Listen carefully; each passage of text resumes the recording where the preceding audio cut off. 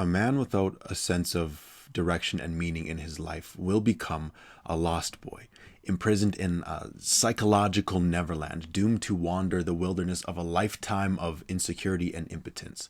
They will often feel trapped and apathetic and turn to numbing and stimulating behaviors to escape reality.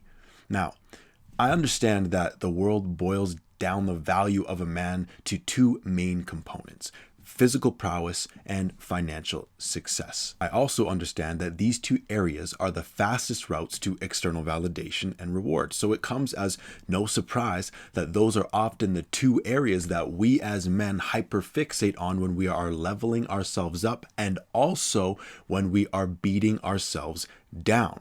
Men's motivation can be literally summarized as go to the gym and make money. As for the men who lack in both the areas of physicality and finances, they are essentially regarded as not a real man at all. There is no broke positivity for men, nor obese men becoming models and being hailed by society as champions of self-love and acceptance. And while physicality and finances are very important and desirable traits for a man for good reason, how can men today believe that they are worth more than their wallets and weapons? I think that it is imperative that we as men seek purpose and direction and community. And guys, if you don't think you know where to start, you're probably just making excuses, because we all have ideas of how we would like our life to look, or at the very least of how we don't want our life to look. You either want to be physically healthy or you don't. You either want to be financially healthy or you don't. You either want to retire early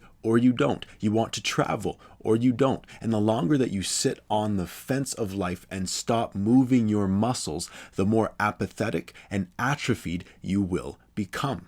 It's easier to not care. It's easier to escape reality. When the game is not going the way you want it to, it is easier to rage quit. The game of life is a long game with billions of choices. Maybe from where you stand right now, you haven't built your character enough to face some of the monsters that continue to overwhelm you and defeat you. So rather than focusing on that part of the game right now, or on how far ahead it seems like some other players might be, why not do some side quests in order to gain the experience points and character development required to take on that next boss? Go get your blue belt in jiu-jitsu, which is actually why I have this little cut on my lip.